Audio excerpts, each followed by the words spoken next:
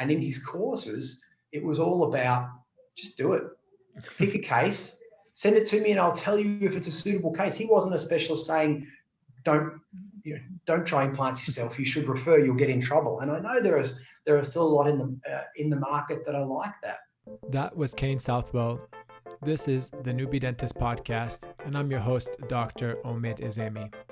This is episode 5 of the 5-part implant audio mini residency. I hope you have enjoyed the implant audio experience, starting from planning to surgical placement of implants to restoration and management of implants, talking about the digital aspect and digital treatment planning for implant placement. This episode 5 is with Kane Southwell. Kane is a senior manager at MoreDent and has years of experience with helping dentists implement implant dentistry into their practice. In this episode, we bring it all together. We talk about what should dentists do and have done prior to starting an implant course, implementation of when you're done your implant training, how can you start placing implants in your practice, what are some of the obstacles, how do you train your staff, how do you speak to patients about implant dentistry. And also, we finish it off with talking about some stories and experiences of dentists placing their first implants. So definitely stick around for some fun stories there. Finally, Kane speaks about support and services available to help dentists after completing courses in implant dentistry and how using MoreDent and MIS implants is a very supported environment for you to learn and start placing your first implants. This week's episode of the Mini Implant Audio Residency is brought to you by my good friends at MoreDent. MoreDent is your proudly Australian-owned and operated partner, driving the charge forward in integrated digital dentistry. Being the only fully integrated local dental company, MoreDent offers world-class education, equipment, products, solution, and support. The MoreDent team of over 50 specialists are helping thousands of Australian practices to seize the opportunities in digital dentistry, transforming treatment for their dentists and the patients alike. Whether you're seeking to upskill through education or are considering implementation of digital dentistry into your practice, or just looking for some advice, I highly recommend reaching out to the MoreDent team. Visit www.moredent.com.au to find out more. I will include their information in the show notes for those interested. As always, if you're new to the Noobie Dentist Podcast, thank you for checking us out. Be sure to head back and check out the previous episodes that I've done on the podcast. I've had the privilege of having some amazing guests on the podcast over the past couple of years. If you're returning, thank you for your ongoing support of the Noobie Dentist Podcast. I hope this mini implant audio residency is full of value for you. And if you are getting value, please head over to iTunes and give the show a 5-star rating. These ratings help the show get more traction within the dental community. Without further delay, enjoy my interview with Kane Southwell. So I'm joined today by Kane Southwell for the finale of our mini implant audio residency. We've started off our journey talking about the clinical aspects of it in terms of planning implant dentistry, placing implants, restoring implants, digital implant dentistry. And today we're talking about a little bit about implementation and the back-end support of things and how your implant provider can help you implement these things within your practice and share some good stories along the way of dentists kind of placing their first implant, I'm sure. So Kane, thank you so much for joining us today. Oh, good morning, and thanks for having me on your Noobie podcast. I'm excited to get into it. I think you've been, around Australia, working with a lot of clinicians, working with both educators and dentists kind of placing their first implants. So I think you have a wealth of information and knowledge to pass on today for us. Normally, sticking with the roots of the podcast, we'll start with a bit of an origin story about yourself. So kind of tell us about yourself, your background, and the work that you're doing with MoreDent. For sure. Well, you're right. I have been at a lot of clinicians' first cases. I've been at new grads' first cases. I've been at clinicians who are midway along their journey, but I've also been at first cases of clinicians, maxillofacial surgeons who might have done 2, 3, 4, 5,000 cases prior. So I'll tell you, hopefully I'll tell you a couple of interesting stories about those, but a bit of background, because I feel like I've worked my whole life with MoreDent. It hasn't been, but it's a reasonable proportion of my life and of my working career. And I guess you're getting older when you remember you've done it when you're approaching 15 years in one job, but it's been a great journey. Yeah. When it first started, I prior to this, I'd worked in pharmaceuticals and I'd worked in property development, and mainly in a sales career. And I met with this guy. I was looking for a new opportunity, and I'd met this Israeli guy, and he had great hopes for this company, but it was really very much a startup, and he had big dreams, big hopes. He was telling me, we're going to do this, and then we'll do this, and I'll do this. And I thought, well, I'll take that with a grain of salt. If I fast forwarded 10 years, I realized that I had no idea that the things he was planning were actually very achievable. Yeah. But so I thought I'll take a bit of a chance on this guy. And I hadn't worked in dentistry. I knew nothing. I didn't even know what a crown was. So the idea of working in dentistry was very new for me. The sales part was fine, but yeah, it was very much a startup. This Israeli guy called Jacob, who started this company himself a year or two ago and peddled it himself around Australia. We decided to take a bit of a chance on each other and see where we could take this. And we worked out of an office about, the room I'm in now is about 4 by 4. It's probably about as big as the office that he and I worked out of. So at the moment, I'm sitting in our head office, our administrative level, which is on level 8, which is about 300 or 400 square meters. Below us is a 3D printing and lab and center, which is about 400 square meters, and above us is a training center, which is about the same. Yeah, it's incredible. But it is a most inauspicious beginning we had. I would drive all around Victoria, and I would fly out to Perth, and I'd fly to Adelaide, and I'd fly to Tasmania, and Jacob would look after Sydney and Brisbane, and I'd call the orders in, and he'd write them on a post pack himself. And we really did start from the ground. I'd go into people's practices, and I'd say, I'm Kane from, in those days, MIS. Yeah. And they say, oh, is that mini implant company? I'd say, no, that's MDI. That's not us. That's 3M. So it really, like I say, it was a very inauspicious beginning. But people say, well, you've grown so well. You've done such a great job. And I remind them that it's 5 and 6 and 7 days a week and 12 hours a day to be this maybe overnight success that MoreDent's become. Yeah, that's incredible. And, as someone who, I wouldn't, classify myself as a big time entrepreneur or anything, but to see like a small startup and have it grow so much and have it be something that you've put so much effort and time and things into, must be super rewarding now that you kind of get to see some of the fruits of that labor coming through. It's hugely rewarding. It is really, and the same as with any clinicians listening.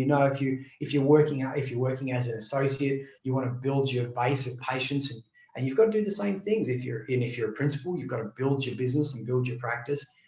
We're all doing the same things. We're all just trying to provide great service consistently, so that people rely on us as part of their team. And those are the things that Jacob and I have worked on, and that our entire team now, there's 50 in our team between the lab and the sales team. Yeah. From being totally unknown, you've got to come into a market at a certain point, and you've got to pick where that point is going to be. And similarly, clinicians have to work out what part of the market they're going to go for. And at the time, there were only these premium implant companies who were very expensive. And we thought, well, short term, our plan was going to be that we'd come in on a price point. All right, and that's fine in a price non-competitive market, and that's what it was. Yeah. You have these big companies, Straumann, Astra, Noble Biocare, 3i, selling implants at $500 and $600 and $700. Phenomenal margins, I'll tell you. I would love to sell an implant for $700, and we came in at $270. Of course, you have to deal with the consideration of others that at that sort of price, your product must be garbage, and it takes a lot of extra work to convince people that it's not. But when you come in at a very, very good competitive price where there's still margin, then it gives you a good leg up to get started. If you're analogous to that would be a clinician with doing paid Google ads, where you want to have an organic business on Google, on social media and things. But prior to getting that, you build a good business based on paid advertising, and I guess price-based implant selling was that. Obviously, we've transitioned totally out of that now. When we came in at the market, there was maybe 6 or 8 competitors, and we were price-wise the most competitive. But now I'd say there's probably 25 players in the Australian market, and we are well and truly in the middle price-wise. Yeah, and it's amazing how the industry kind of develops, and as it's important as a company to be able to kind of pivot. And I love what you guys have done with the education side of things as well, to added those services in there, which I think creates a nice little ecosystem for training dentists and then supporting them through that. So Kane, so far in the first 4 episodes, we've been more clinical, and I wanted to kind of take a step back for a second, actually, and just get your opinion in terms of a dentist listening to this who's not currently placing implants in their practice, and they may want to, or they're thinking about it and they want to add that into their scope of practice for their practice, or even if they're an associate. From your experience of like working with these dentists, the ones that are successful in actually implementing what they've learned in a course into their practice and start placing implants routinely, and not maybe do the course and come back and not do it at all, or do 1 or 2 and kind of fizzle out, what are like some important characteristics or systems and things that they've have lined up for themselves within their practice before actually starting the implant journey to start with? Is it banking patients, or is it having some marketing early on going on to trying to track some of these patients? I'd love to hear your thoughts on that. All right. Well, that might have sounded like a simple question, Amy, but I could probably speak for 2 hours on that question alone. Yeah. What does it take to be a beginning and then a good implantologist, I guess you'd say. And there are so many different facets and things that you would have to consider as a dentist, but a lot of them are innate. Okay, some people are real go-getters and they get out and they first year out of dentistry, I'm going to place implants. They go to a course, they start to place implants, they make a few mistakes, but they push on. Other people don't get into implants until 6, 7, 8, 9, 10 years into their dental career. They might restore a few implants. So really there's 2 different groups, and maybe more, but there are also, I think, clinicians who are scared to do it and they attend a few courses and they may or may not place some implants. And I think all of it relates to having support and mentoring. It depends whose practice you work at. You might work at a practice where the principal hoards all the good cases, and implant cases are generally, probably the higher margin cases. So I found the clinicians who've done the most implants and got the most experience are those that were a bit that go-getter character, go out and do a few courses, source a mentor, something like that. But also work in a practice where the principal doesn't place implants. So they do some marketing, they do some advertising, depending on where you might fit into it. But I think the key is having help and support.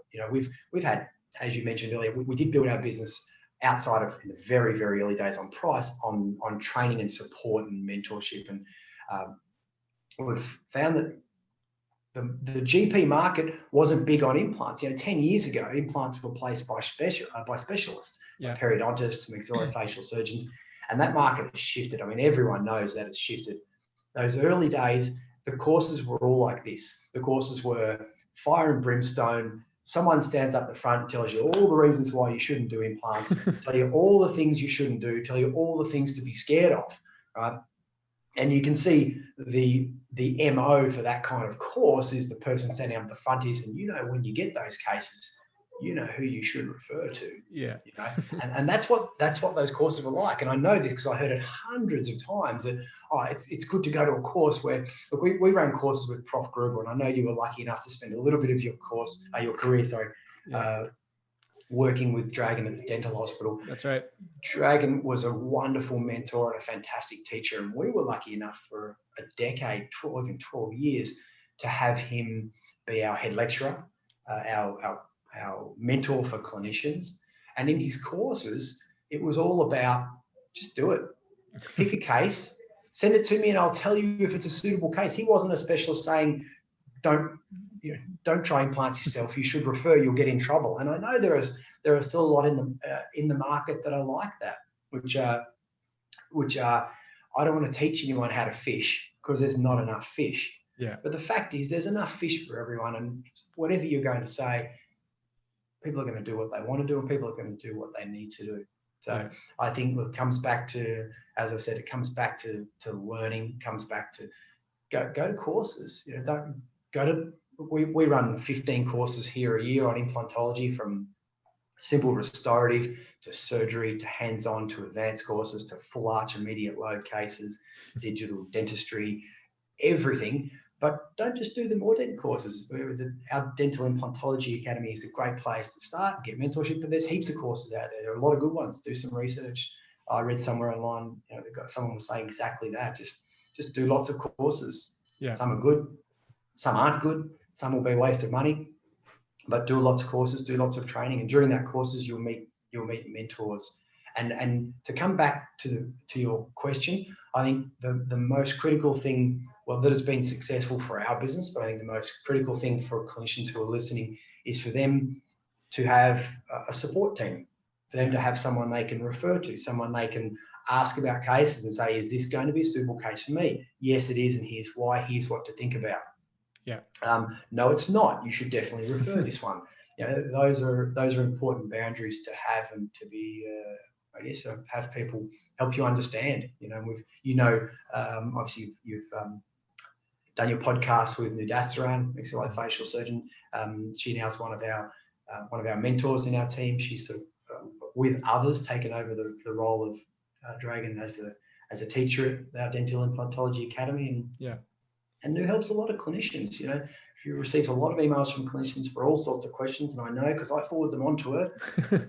she's busy. She's real busy, but she's very happy to help out. Yeah. And those are the kind of people you want to work with. That's excellent. Yeah, I think there's some great points in there. Firstly, it's just to follow up. You mentioned the people you find who do the most or best amount of implant dentistry are associates who work in a practice where the principal doesn't necessarily do implants.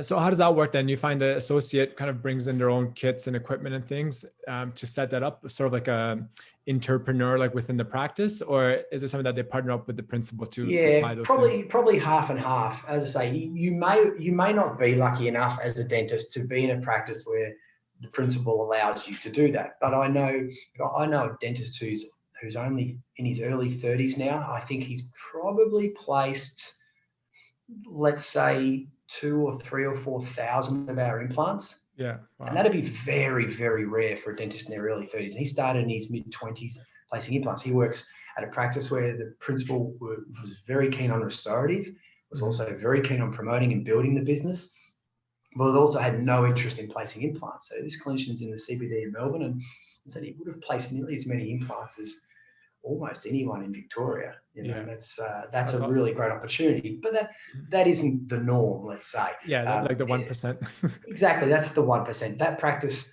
was enabled him to. They bought all the kits, they buy all the implants. You're right, though. Quite often, a principal might need to be motivated, and you might need to bring a business case to the principal and say, "Listen, I have this proposal. I think we can do implants. I think we should send out the cases we should send out, but I think we should keep in-house the ones we should.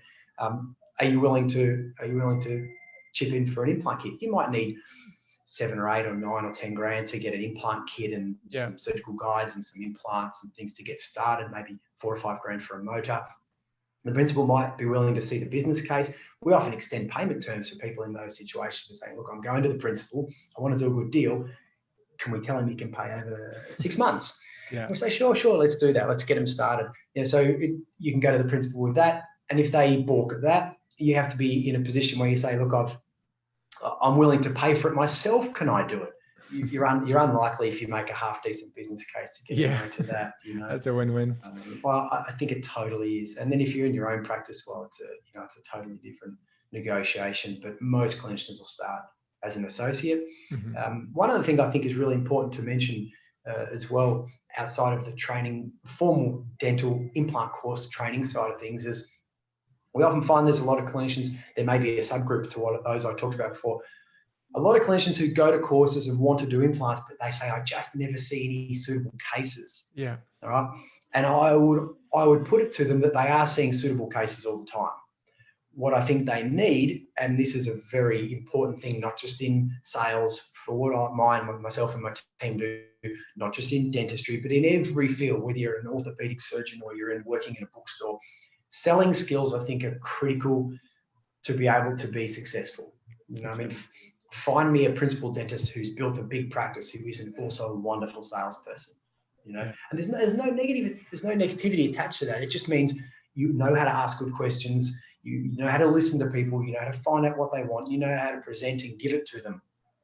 What we do in a sales career is the same as what you guys do in a practice. You need to ask good questions. You need to go through that process. So it's also important, if you think you're not good in sales, so to speak, is to do some training, do some courses. Even I've got our sales reps around the country who actually do that with the clinicians who say, I'm not seeing the cases, and they say, let me sit in with you. They're not dentists, but they are very familiar with the sales process, which is a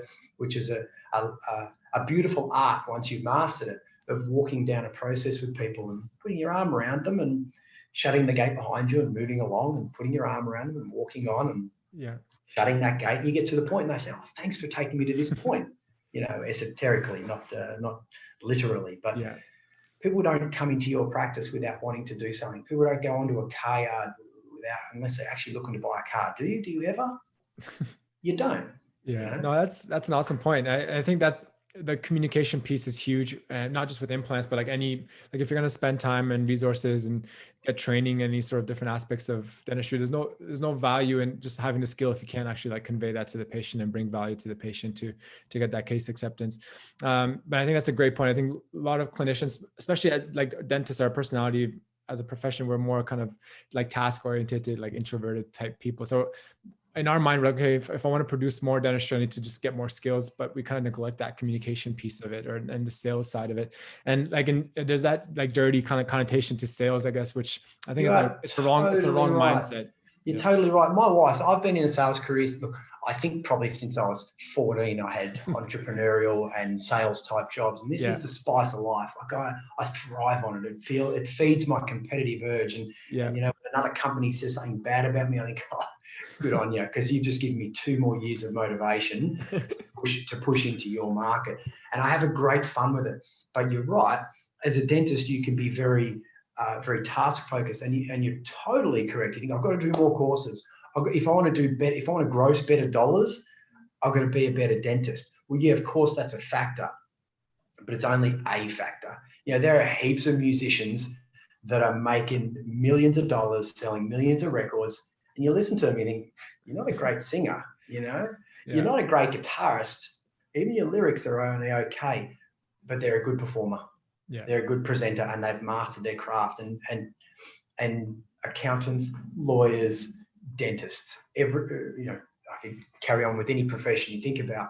You need to hone your skills in your craft and your trade, but you also, as you say, you need to be if you want to have a really big business and you want to do dentistry on scale, quality work, but on scale, you'll get that by being able to convey those ideas clearly and practice it. And it's no more important to practice in our field than it would be in yours. I mean, absolutely. Yeah, it's an essential skill, and definitely something that I've learned along the way as well, how important it is to communicate effectively and also concisely, because some people are good at talking. They can talk, but there's no clear direction or message in there. So I think that's really useful. Kane, around the implementation piece again, I just want to maybe ask you if you can just maybe a quick overview of, so outside, you have the clinical skill now within your practice. What are some of the tools or equipments and stuff like that you need as a baseline to kind of get going? Okay. So if you're working in a practice, you're an associate, you're thinking about getting started with implants, I would say 10 years ago, I would have said you need a motor and a kit, all right, maybe some implants. These days, obviously, you still need a surgical motor, but the age of digital has led to surgical guides. And I would say most clinicians it would make sense to start with a surgical guide kit and some surgical guides. As I said to you before, dollars-wise, the investment is not huge, and paid over time, you're generally probably going to use it and pay for it as you go type thing. But you need to have a surgical motor, you need to have a guided kit, you need to have a few guides and implants up your sleeve. And that's really all you'll need as far as sort of capital equipment and consumables. It might be important to have a few other bits and pieces like surgical drape kits. You need to have irrigation tubing, you need to have irrigation bags, you might need to have sterile gloves. Outside of that, the general dental tools that you would have,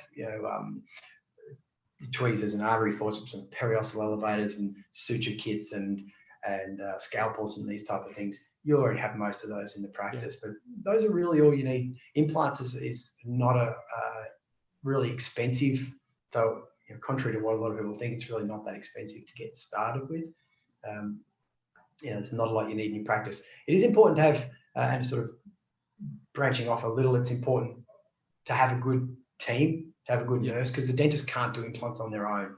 The nurses need to go from holding suction to holding suction and holding a lip retractor, maybe in their other hand holding a Mitchell's trimmer out to keep your tissue out of the way, a few other skills. So you do need to have some training with the nurses and the team there as well. And then, sorry. Yeah. So how does because that's an excellent point. I mean, I got spoiled this year working at the dental hospital where we have really well-trained surgical nurses. And this past 2 weeks I've gone back to private after some of these restrictions and things. And it's like a whole different world because they obviously don't have the same level of training. So where or how do the nurses get trained up? Is that something that the dentist needs to do, or is that something like a support that's also available, or a course or something that they can attend? Yeah, there are lots of I think there are lots of courses that dentists and nurses can attend. I don't know how many there are specifically for nurses in implantology, because it is quite a different field of dentistry. One of the things that we've built our business on, I started earlier with telling you about the business model we started with was courses, training, mentorship, and being very price competitive. As a market becomes more price competitive, the only way you can stay in that market is if you drop your price, and that becomes a price war, and no one wins a price war. So then you need to pivot. And we've pivoted to be a company that is built on support. I only take on, we've got 7, 8 reps, consultants reps around the country. We only take on people who are willing to roll out the red carpet for people. And that includes, as we were touching on before, all aspects of training. So we think it's important, if you're providing the full 360-degree implantology, is to provide all of that support. So the course for the clinician, the mentorship for the clinician through mentors that we have on our team, and as well as that, going to your cases. So training of the nurses is really important. So the worst thing for me is when I go to a practice, well, let's not say the worst thing, but a tough thing is someone says to me, I'm going to do my first or second case, come in at 10 o'clock and we're going to get started. I go in at 10 o'clock and the nurses, they're looking at me like stunned fish and saying, right, what do we do? I've got this drape kit, these gloves, I don't really know. So they don't understand sterile protocol or sterile technique or the setup of the room. I think, it's going to be a long day because the patient's already in the waiting room. Patient's going to be waiting at least another half an hour while we do this. So it's a good idea for us to do that prior, but we do that all the time. We've got checklists. We'll send nurses to make sure they've got things ready for the case. We'll come in half an hour early prior to the case and do some training with them, get one of them to record it, and we'll show them how to scrub and how to get the sterile gloves on and how to put the gowns on themselves, stuff they probably haven't done, because general dental nursing, you just need to pull some gloves on and a mask and a gown, So we'll show them how the sterile technique is. We'll set up a sterile drape kit area. We'll set up the suction with sterile. We'll set up the mirror handle and just the steps in the process that they'll need to see once, maybe twice, before they get it. And I love when I come in to do cases with the oral surge nurses, because I don't have to do anything. I just come in and the rooms are set up beautifully. They tell me not to touch stuff. So it is important that if you need that help with your team, that you reach out. We can help with that side as well. So it's about having a clinician know what they're doing and the clinician feeling comfortable and supported, but your support team needs to as well. Yeah, absolutely. That's some great advice. And I think that's the stuff that, as a clinician, I kind of think about sometimes, like, okay, if I'm doing this course, how am I going to implement it? How is my staff going to know what to do with it? So I think it's really useful that these services are available and that you guys can actually come to the practice, show the nurses how to implement, how to set up, how to help out the dentist, essentially take kind of as much stress out of the procedure as you can. So we've gone through a lot. I mean, the implant residency has been fun. We've interviewed some clinicians and talked to yourself about some implementation. So I thought a fun way to maybe wrap up the implant audio residency would be to maybe share some stories and experiences with some first timers, some of the stuff that you've seen that you can share. You can leave names and stuff obviously out of it if you like. Oh, look, mate, we'll anonymize it and I can tell you anything, but I've said often before that I could probably almost write a book that would on be the great. Things that I've seen happening around the place. But look, there are really, really great clinicians out there, and some of them really surprise me. I mean, I'll start at the top. There is a maxillofacial surgeon in the city who I did my first case ever with. I've been doing this 11, 12 years. And there's a surgeon in the city who'd never done an MIS, not one implant. He'd never seen our surgical guide, and he'd never seen our surgical guide kit. And one of the prosthodontists who does a lot of MIS referred this case to him. This is an upper and lower clearance, full arch, 6 implants upper, 6 implants lower, multiple surgical guides, alveolectomy guides. It's about as complex a case as you can do in implantology. To top it off, this patient was in her 20s, and had lost her teeth from a health disorder. And so I'd say this is about as high demand a case as you could have. I mean, we've got a surgeon here who's done a lot of implants, never seen our kit. And I was quite nervous, right? Because it's on me. It's my, we've printed the guide downstairs. We've planned the case with him and the prosthodontist. We've helped design it. We've got the kits. And I thought, if this guy doesn't listen to me, it's going to be a disaster. And just like a really, and this is quite a high up surgeon, just like someone really should be, he was open and willing to listen. We went into the case and he said, right, Kane, everyone be quiet. Kane, what are we going to do for this? What's the best, what are you thinking, do this and this? And he's asked for my thoughts. And, I think it's very, someone's in there very magnanimous and open. This is a surgeon who's very skilled. He could have said, I'm going to do this, you just stand over there. But he asked for thoughts, because, I think I've probably been at 3 or maybe 5,000 implant placements now over the years. And this is a case that took us an hour, 6 upper, 6 lower, including clearances. He did exactly what he should do. And then when he had queries, he asked me, and I said, do this, he did that. It was a super high demand case. We got a beautiful outcome. 3 months later, the implants were integrated. The patient got upper and lower bridges put on. Magnificent outcome. But it shows that even clinicians with when they've got the skills and when they're willing to listen and are open to not knowing everything, you can have great outcomes even when it's a very high demand, slow start case. The surgical guide has been fantastic. I did a case 3 or 4 years ago, which I will not forget. And I know the clinician I'm talking about will not forget it either. He'd only done 2 or 3 implants. It was his first implant in the lower, it's the lower 7, I think it was, and the nerve was reasonably close. And we were placing, it was a 3/6, I think we were placing. Yeah. And the nerve was 2 mils away. And it's a very dense cortical bone that we had to drill through. And so we used a surgical guide. We put the surgical guide on, and he's pushing away at the drill. And he's looked at me and said, so, what now? I said, like, as in push, we can't communicate too much in front of the patient. But I said, give it a push, because I know it's just sitting on the bone. It just needs to pop through. He's given it a bit of a push, and I could see just it dropped through. He's all good.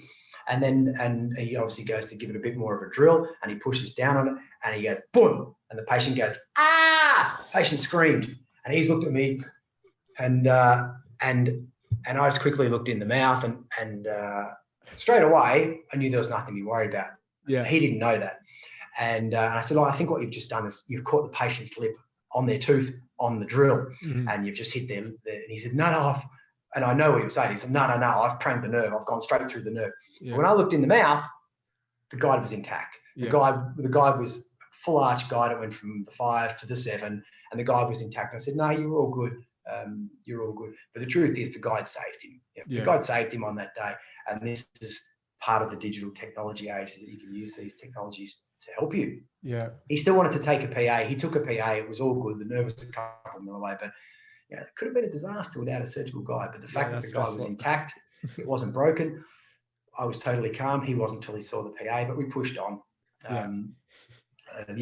Look, sterile technique. I think there is a practice, and this is a true story. There is a practice who I went to some years ago, many years ago, maybe 10 even, and I wondered why they had these little short irrigation tubes that go from the hose to the handpiece.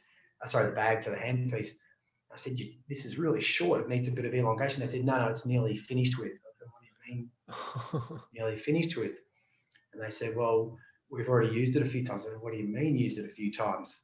And they said, well, every time we use it, we just cut off the top inch, the bit that goes in the patient's mouth. Yeah. And I said, so this is almost finished because you've cut it enough times? Yeah. So this is a practice for for 10 years for whom we provided free irrigation tubing. Yeah. You know, I don't know whether they didn't know or they didn't want to spend the money. We were, you know, either way, we were making sure our implants, when they get placed as right as we can control. So, yeah, you know, you might not think that's a true story, but I couldn't make that up. That's on the fly, crazy. It's such a small expense really? to, like, of all expenses to try and save on. Just crazy, you know. I had a clinician recently who was going to do her first sort of, you know, all on X a case, 5 implants in, fit a bridge, and prior to the case starting in the morning, the clinician called me and said, "Oh, look, I'm not sure about this part of the process." I said, "Well, if you're not sure about that part of the process, I think you shouldn't do the case today. Yeah. I really think you shouldn't. You'll get stuck." And we've got a clinical director, so we've got a full-time clinical director who's a dentist, who obviously you know, you've interviewed, Dr. Harry Schlen. Yeah. He's had 35 years experience and 20 of those in implant dentistry. And we provide a service for these sort of cases where Harry will actually go out and nurse for the case. So Harry will nurse and assist. So we rescheduled this case. We got the clinician to come in. We talked over the case. We talked about the considerations and things you need to do. And when the case was happening, Dr. Harry went and actually attended the case, helped with a couple of extractions, helped tweak a couple of implants and fit the multi-units and make sure the bridge was tight. And the case went beautifully, patient happy, clinician over the moon. But again, it's kind of reiterating the idea that it's really important to have a team behind you. Because this could have ended up being let's say a dental board conversation rather than a before and after photographs for your webpage. Yeah, it's quite stressful when you're out there on your own, and if you have no support, then if you get stuck, then you're kind of in a rough spot to be in. The calls I don't like are when they're from a surgeon and they're in theatre and they say, "I've got the call from you from Dr. Whoever, and I know I'm on speaker and there's 10 people in the theatre listening, and they say, 'This has happened, what do I do?'" I'm just happy that after these days I've got most of the answers, but the pressure's on when those things happen. But you know, that's part of the excitement. Hey? And for the clinicians that are placing their first implant, is it generally like accepted that the patient knows that this is their first case, or like how does that approach? It really depends. Some clinicians are quite happy to say, "You're my guinea pig. It's my first case. I'll do it for you for $500. I'm going to have the company who made the guide here. They're going to be here with me, just, you know, with the kit." Other clinicians want to not to be like that. You know, they might have done a couple of cases, but the patient doesn't know or need to know that for that matter. So with those ones, we'll go over the case thoroughly in detail. We'll talk about every possible thing that could go wrong prior to the case, what we're going to do if it happens. Most of them aren't going to happen. When we go to the case, I'm just there because there's a new surgical kit, you know, and I generally don't need to say anything that isn't true. I mean, this is a new kit that's new to the clinician, and I'm just there to make sure that it all goes properly. And that's, the patients are, wholesale, the patients are fine with that. Yeah. They don't have any problems. I've only ever had a couple of times when someone says, "Who's that guy in the suit standing in the room?" And that's just the clinician not actually introducing me properly. So yeah, you know, sometimes I'll say, you know, "I'm here, like, you know, you should tell them who I am," because I'd hate it if I was a patient and there's some dude waiting in the room like, who's this guy? You know, what's he doing in the room? So as long as I'm introduced, they're totally fine with it. And we very rarely need to communicate with anything other than my little laser pointer and a few hand signals. But so on the whole, there's a system, but on the whole, the cases that we attend, because we're not nervous, we're not going to forget the kit. Our brain's not going to freeze. We know the kit back to front. So that's the part we provide, is just that we know our stuff, but we're not dentists. We're not going to touch anything. We're not going to do anything, but we do know our kits back to front. We don't get nervous in the case. So it's a good support to have, just have someone there to think about making sure that your implant's not going to go in and your motor's still on 1500. You know? I'm seeing that too, by the way, multiple times. What's the normal, like, how often would you go, or how many cases do you normally go for, like, someone starting out? Is this something that you just do for like the first couple just until they're comfortable, or is it more clinician guided, telling you, like, you know, I might need it? It's totally that.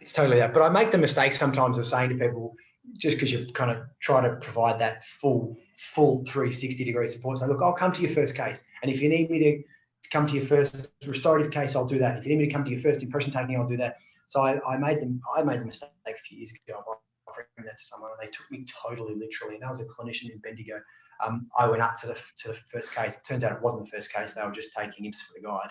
So I drove an hour and a half. I watched them take impressions for a surgical guide, took them back to the office, went up for the first case. We placed the implant, went back to restore it. No, they weren't restoring it. They were just taking impressions. So I was there for impressions again, then went back to help. So 4 trips to get this case done, but whatever it takes. Yeah. Whatever it takes. Some clinicians have me, I'm going to a case on Thursday. I've been at this guy's first 10 or 11 cases. I'm probably about to push him out of the nest, I think, but he wants me to be there and just for any other things that could go on, that's fine. It's kind of quick now. So it's clinician driven. If they want me around for a lot, we'll be around. And if they don't, that's fine. We're around on the phone. No, it's awesome support. And I think it's definitely a valuable service for clinicians to have that kind of someone with experience in the room to kind of help you out in case you kind of get stuck or start panicking.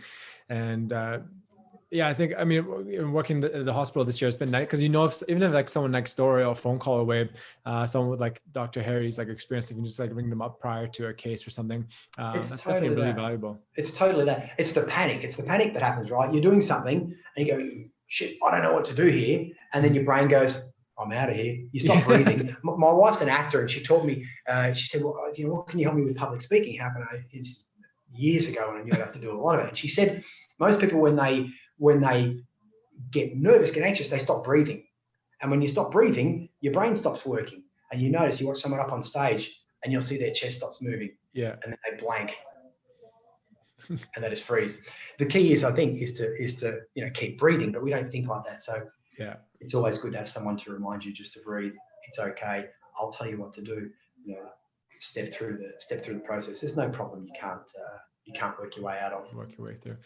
That's awesome, Kane. Thank you so much for a lot of great experience. It kind of tied together the whole implant audio residency together quite nicely because we start off from like clinical placements and restoring and management and to talk about implementation and how to set it up within the practice and the services and things that are available to dentists through MoreDent. And I think it's an exciting time for implant dentistry. Some of the older clinicians we talk to, similar to what you were saying earlier in terms of specialists being the only ones who are teaching and things, would mention they would have to like lie on their applications for like attending events and things and say they're a specialist just to kind of get into the door and get behind the curtain to be able to see and learn.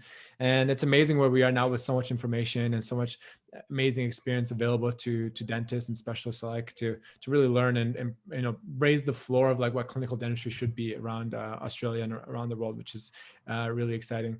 Any last minute things or any other thoughts or anything you have for us before we wrap up?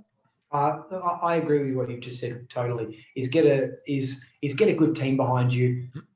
Do the courses you need to do. Follow the things you want to do because you can do them these days. You don't have to be told that you can't. The tipping point for implants being placed more by general practitioners than specialists happened years ago. So, and that's the same in most of the specialized areas of dentistry. Specialists should be for specialist cases. That's what their training is for. The simple ones you should do yourself. So get some courses, but as I say, get a team around you so that it makes it easy for you to do it. You can feel confident and competent, and you can enjoy it and you can have some fun with it and go where you want to go and listen to great podcasts. Hopefully this has been one. Yeah. No, it's awesome. Thank you so much for coming on and we'll chat soon. Great. All right, guys. Thanks very much. Thanks, Omid. Talk soon. Thank you for tuning in for another episode of the Noobie Dentist Podcast. Please be sure to subscribe and head over to iTunes and give the show a 5-star rating. For all show notes and to access all previous episodes, head over to www.noobiedentist.com. Have a great day.